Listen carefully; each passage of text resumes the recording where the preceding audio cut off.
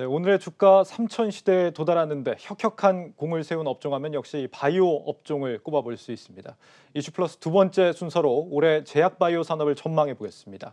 코로나 치료제, 백신, 그리고 진단 키트 시장까지 국내 제약 바이오 업체들이 올해 대거 출전을 앞두고 있습니다. 그중에서도 먼저 이 진단 키트 분야입니다. 그동안 이 코로나 진단 키트 산업은 백신이 나오면 위상이 떨어지는 게 아니냐라는 시각들이 많았습니다. 하지만 업계는 오히려 전망이 밝다라고 자신감을 내비치고 있습니다. 김수진 기자가 이유를 알아봤습니다. 코로나19 팬데믹으로 지난해 국내 진단키트 업체들의 수출액, 수출 비중은 크게 늘었습니다. 관세청이 밝힌 2020년 국내 진단키트 업체들의 수출 실적은 2조 5천억 원 이상. 시젠, 수젠텍, PCL 같은 업체들은 전체 매출 대비 수출 비중이 90%를 넘었습니다. 최근 코로나19 백신과 치료제가 속속 선을 보이면서 진단키트 업계 호황은 끝났다는 예상도 많습니다. 하지만 의료계, 진단키트 업계는 오히려 수요가 이어질 것이라는 분석을 내놓고 있습니다. 코로나에 감염된 적이 있어도 시간이 지나면 재감염이 가능하고 코로나 백신 효과가 영구적이지 않을 가능성이 크다는 점 때문입니다. 계속되는 변이 바이러스에 따른 맞춤형 진단키트가 필요하다는 이유도 있습니다. 항체 면역 같은 경우에는 6개월 정도 지나면 사라질 것 같다라는 게 변이형들이 계속 나오고 있잖아요. 제3세계나 이런 저개발 국가들은 계속 지연될 가능성이 높거든요. 백신 때문에 생긴 면역도 일정 기간 유지되고 사라지는 거라면 그러면은 진단검사는 앞으로 평생 갈 수도 있어요. 진단키트 업체인 시젠은 2021년 진단키트 수요가 늘어날 것으로 예상해 상반기 생산 규모를 2배 이상 확대할 계획입니다. 기업 차원의 매출로 보거나 진단키트 출하량으로 보면은 저희 같은 경우는 작년보다 훨씬 많을 걸로 보고 있어요. 변이가 나오든 변종이 나오든 신속하게 제품을 개발을 해서 대응할 수 있게끔 저희는 준비를 해놓은 상황이고요. 그렇기 때문에 저희가 작년까지는 2조 원의 생산 캐파였는데 올해 상반기 중에 5조 원 규모의 생산 캐파를 확대를 합니다. 백신 접종 이후에도 당분간 진단키트 사용은 확대될 수 있다는 게 업계 분석입니다. 하지만 코로나19 특수를 누렸던 진단키트 산업이 레드오션에 들어간 만큼 경쟁력을 갖춘 제품만 살아남을 가능성이 큰 상황입니다. 한국경제TV 김수진입니다. 진단 키트뿐 아니라 국산 코로나 치료제와 백신도 출시를 앞두고 있습니다. 어떤 업체들이 준비해 나서고 있는지 문형민 기자가 알아봤습니다. 영국 남아공 등에서 시작된 변이 코로나19 바이러스가 새로운 문제로 떠오르고 있는 가운데 국내 치료제 개발 회사들은 문제없이 대응이 가능하다는 입장입니다. 돌고 있는 변이에 대해서 테스트했을 때 한국에서 돌았던 변이는 모두 중화 효과를 보인다는 것을 좋은 중화 효과를 보인다는 것을 발표를 했습니다. 그래서 변이에 대해서는 현재 우려사항은 없다고 볼 수 있습니다. 셀트리온은 지난달 식품의약품안전처에 코로나19 항체 치료제 조건부허가 신청을 했고 이르면 이달 승인될 가능성이 높습니다.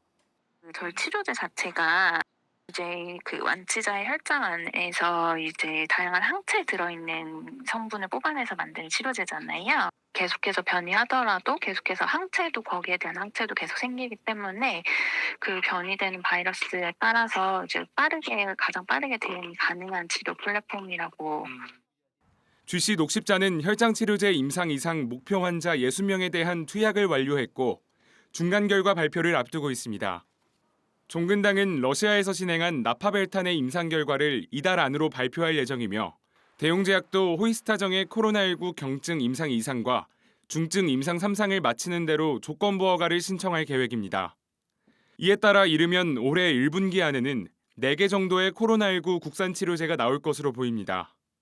이와 함께 코로나19 국산 백신은 SK 바이오사이언스, 제넥신, 진원생명과학, 셀리드 등이 임상 1상을 수행하며 개발에 속도를 올리고 있습니다.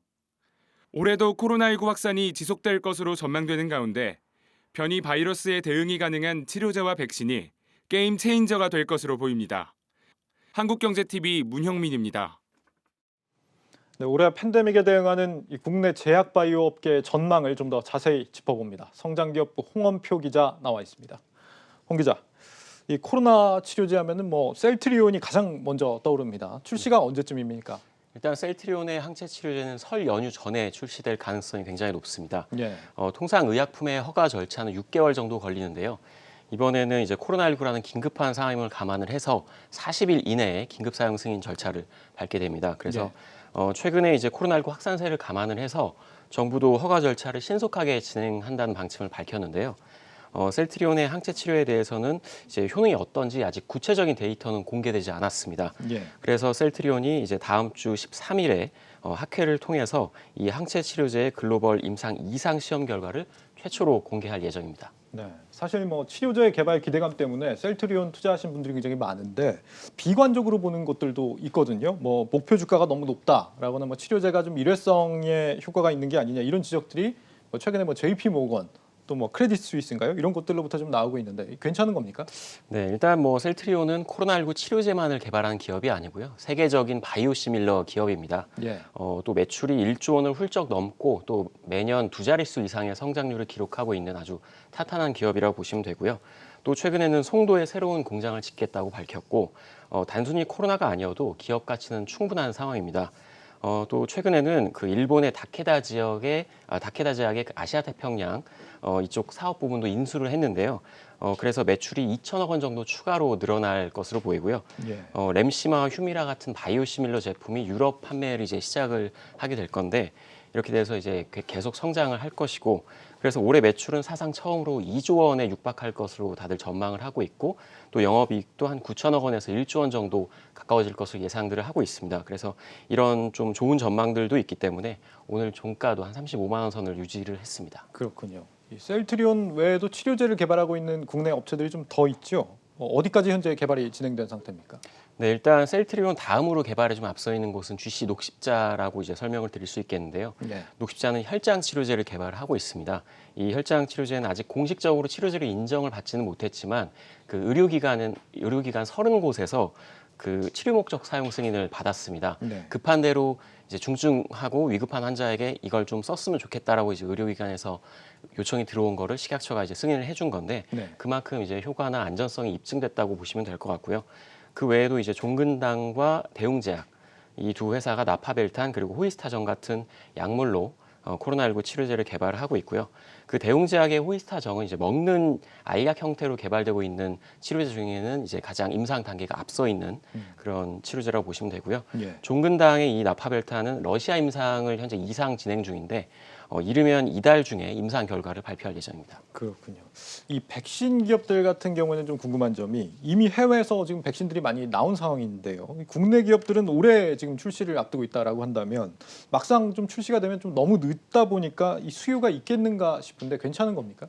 네, 저도 이제 그걸 주변에서 많이 질문을 받았는데요. 예. 조금 알아보니까 일단 우리나라 국내 이제 백신 개발하는 기업들은 아무래도 글로벌 제약사보다는 뭐 인력이나 개발 능력 또 자금에서 부족하니까 당연히 이제 개발 시기가 늦춰지는 건 당연한데 네. 그래도 일반적인 이제 백신 개발 속도가 보통 이제 질병이 나오고 5년에서 뭐 7년 정도 걸리는 것을 이제 감안을 하면 상당히 빠르다 이렇게 볼 수가 있습니다. 네. 그리고 이제 해외 백신이 이제 뭐 공급이 되고 있고 뭐 미국이나 유럽에서 이미 맞고 있는데 이걸 굳이 왜 굳이 공급을 하냐 이렇게 이제 질문을 하시면 일단 맞지 않은 사람에 대한 수요는 여전히 있을 것으로 보이고요. 뭐 예. 이제 정부에서는 뭐 올해 한 3분기 정도에는 국민의 70% 정도에게 접종을 하겠다고 하지만 그게 뭐 원활하게 꼭 이루어진다는 보장이 없고 또 내년까지도 맞지 않은 수요는 상당히 있을 거고요. 또 아시아권 이제 동남아나 이런 쪽에서는 또 우리나라 백신이 개발되면 그거에 대한 수요도 충분히 있다고 보시면 되겠습니다. 네. 또 효능과 안전성만 확보가 되면 우리나라 기업에서 개발한 백신이 뭐 가격 경쟁력이나 아니면 공급 측면에서 훨씬 편리하기 때문에 이제 그런 장점이 있다고 보시면 되겠고요.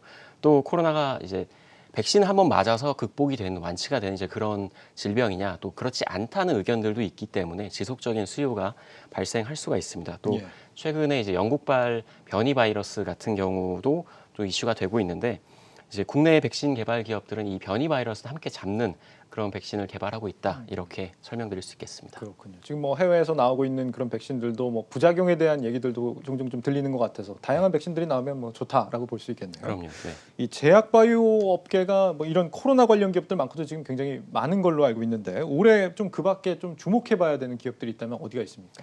네, 일단 뭐 제약사 중에는 뭐 대표적으로 전통 제약사 중에 이제 한미약품이나 유한양행 같은 곳을 꼽을 수 있겠는데요. 네. 이제 각각 뭐 이 항암 치료제나 신약 개발에 굉장히 몰두를 하고 있는 R&D 투자를 정말 열심히 하고 있는 회사들이고요. 또 바이오 기업 중에는 뭐 ABL 바이오나 레고캠 바이오 같은 플랫폼 회사나 또 뭐 HLB 같은 뭐 신약 후보 물질을 개발하는 여러 회사들이 있습니다.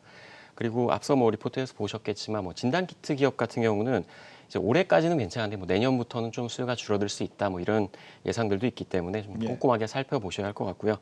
그 이 코로나를 빼더라도 이 제약바이오 산업은 우리나라에서 적극적으로 밀고 있는 그런 새로운 산업입니다. 또 미국을 비롯한 여러 선진국들도 이 바이오 헬스 분야를 미래 먹거리로 꼽고 있기 때문에 이 코로나19 극복과 함께 성장할 그런 분야로 보시면 될 것 같습니다.